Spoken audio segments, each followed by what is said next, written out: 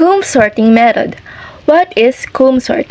Comb sort is a sorting algorithm really similar to bubble sort. It highly improves its performance by removing the turtles, that is, the small elements placed near the end of the data structure that slows down a lot the performance of bubble sort. Bubble sort is based on comparing adjacent elements, so with a distance of 1. Comb sort increases this distance using a shrink factor k, usually with a value of 1.3. Initially, the distance has a value of n.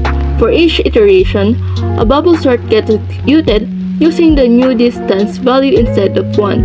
The distance gets progressively divided by the shrink factor k. This procedure gets executed until the distance reaches the value of 1. At this point, the algorithm is a regular bubble sort, but the majority of the turtles already got removed. Its average time complexity depends in addition to the number of elements of the data structure by a value p, representing the number of divisions carried out. Now I have here an example to further understand comb sort.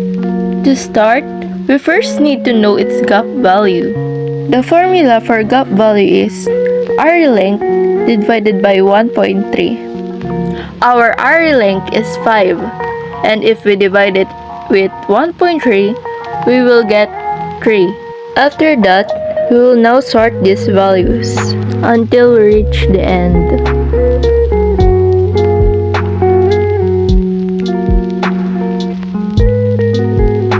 For each iteration, the gap value will shrink.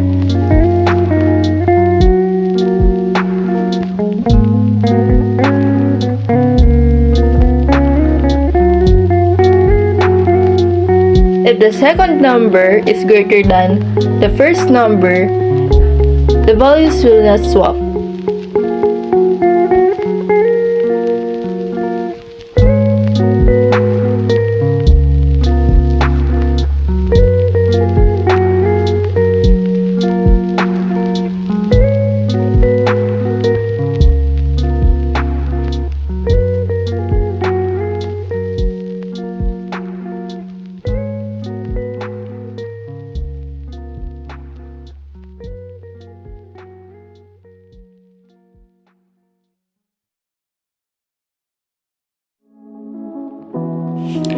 It obtains the array length and initializes the gap to the array length.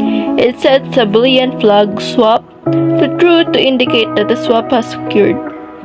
It enters a loop that continues as long as the gap is not 1 or a swap has occurred in the previous iteration. It updates the gap using the getNextGap method.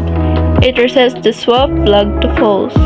It iterates through the array elements with a gap, compares element to position I and I plus gap. If they are in the wrong order, swaps them and set the swap flag to true. It is the entry point of the program. This creates an unsorted array of integers method to sort the array from lowest to highest. And this is the final output.